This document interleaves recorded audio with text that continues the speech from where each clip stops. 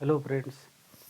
Tata technology IPO आईपीओ अभी open है एंड सबको यही लग रहा है कि कैसे ज़्यादा से ज़्यादा एलोकेशन हमें मिले। शेयर होल्डर कोटा में डबल एप्लीकेशन से अपने अपने चांस बढ़ाने का चांसेस है। इसको क्या तरीका अपना सकता है वो हम लोग अभी देखेंगे, बट उसके पहले ये आईपीओ के बारे में इतना वैल्यू और इतना जो आज के दिन में जो चर्चा चल रही है वो क्या है और क्यों है, उसके ऊपर हम ध्यान देंगे। तो बेसिकली टाटा टेक्नोलॉजी जो आईपीओ है, ये आईपीओ 3000 करोड़ का आईपीओ है एंड उसमें नियरली 6 करोड़ शेयर्स बेसिकली इसके लिए हमें एप्लीकेबल है। बात आती है कि कोई भी कंपनी का जो परफॉर्मेंस है उसको देखने का नज़रिया। तो सबसे पहले इसकी तीन चीज़ें होती है: रेवेन्यू, प्रॉफिट कैसा बढ़ रहा है एंड उसके बाद में एसेट्स कैसे बढ़ रहे हैं। अगर हम ये तीनों इंडिकेटर्स के ऊपर बात करें तो सबसे पहले रेवेन्यू की अगर हम लोग बात करते हैं तो रेवेन्यू की अगर बात करें तो हमने ये देखा है कि इसका रेवेन्यू कंसिस्टेंटली लास्ट 3 साल से कंसिस्टेंटली बढ़ते जा रहा है। जैसे कि आप देख पा रहे हैं कि 2400 से 4500 नियरली काफ़ी अच्छा खासा ग्रोथ इसने ओवर द 3 इयर्स का कंसिस्टेंट रिकॉर्ड दिया है। प्रॉफिट की अगर बात करें तो 2,239 करोड़ से लेके जो कंसिस्टेंटली ग्रोथ दिया है उसने लास्ट ईयर 624 करोड़ का प्रॉफिट हुआ है। और आप देखोगे कि इसमें हर साल ईयर ऑन ईयर काफ़ी अच्छी ग्रोथ मिल रही है। सेम चीज़ एसेट्स के मामले में जो 3,572 करोड़ थे, वहाँ से 2 साल के अंदर में ही कंपनी 5,200 करोड़ प्लस इतना बेसिकली उसका एसेट आया है। तो अगर हम ये तीनों की अगर बात करें तो इसके तीनों इंडिकेटर पॉजिटिव है, ये लॉन्ग टर्म होल्ड बनता है। और इन फ्यूचर अगर कोई डिप्स आती है बेबी बिकॉज ऑफ एनीथिंग, तो उस केस में उसको अगर हम लोग डिप मिलता है तो उसको हम लोग ऐड कर सकते हैं। अब हम लोग वैल्यूएशन की अगर बात करें तो ये वाला जो सेक्टर है इसके अंदर में 4 कंपनीज प्राइमरीली हम लोगों को देखने को मिलती है और चारों का अगर हम लोग रेशियो देखें तो एवरेज पीई जो बन रहा है इनका वो आ रहा है 55। जबकि टाटाज ने ये शेयर जो अभी दिया है अपने इन्वेस्टर्स को वो है 32.5 पी रेशियो पे, यानी कि अच्छा खासा पैसा टेबल पे टाटा ग्रुप ने रखा है। और ये जो फ़ायदा है वो टाटा का नाम ही काफ़ी है और वो हमेशा इन्वेस्टर्स का फ़ायदा करते थे।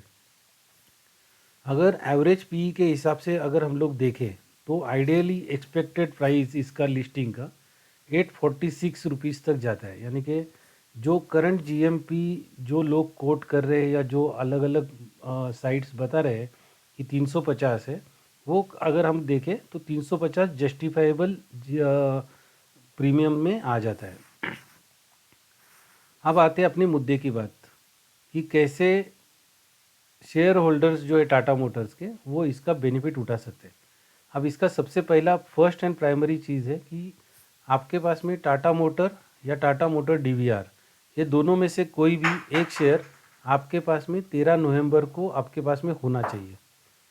अगर 13 नवंबर को ये शेयर है तभी आप Tata motor shareholder quota के अंदर आप उसको अप्लाई कर सकते हैं।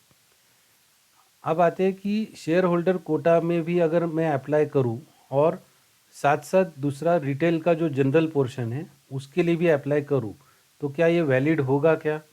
तो यस, आंसर यस है। एक शेयर होल्डर अलग अलग 3 कैटेगरी जो अवेलेबल है उसमें वो चीज़ों को अप्लाई कर सकता है। यानी कि रिटेल जिसमें 15,000 का लॉट एक होता है, वहाँ से लेके 13 लॉट यानी कि 1,95,000 रुपीज़, यानी कि दोनों साइड में शेयर होल्डर में भी वो इतना अमाउंट एंड रिटेल में भी इतना अमाउंट वो बेसिकली अप्लाई कर सकता है। शेयर होल्डर एंड HNI यानी कि 2 लाख से लेके 10 लाख तक का अमाउंट ये लोग भी अप्लाई कर सकते हैं। And similarly share holder plus HNI ये दोनों कोटा में आप अप्लाई करोगे तो भी आपकी बिड ये वैलिडेट ऐसा मतलब इसको काउंट नहीं करेंगे, ये काउंट होगी। ये काउंट होने के लिए अगर आप देखोगे तो जो रेड हेरिंग प्रोस्पेक्टस होता है जो कि शेयर होता है टू से भी, और एक्सचेंजेस को बेसिकली। तो उसके अंदर में भी आप देखोगे तो उसमें क्लियरली ये वर्डिंग लिखा हुआ है कि Tata motor share holders reservation जो पोर्शन है वो एलिजिबल है for bidding, okay, for bidding under non institutional portion और आरआईवी पोर्शन इसके साथ में।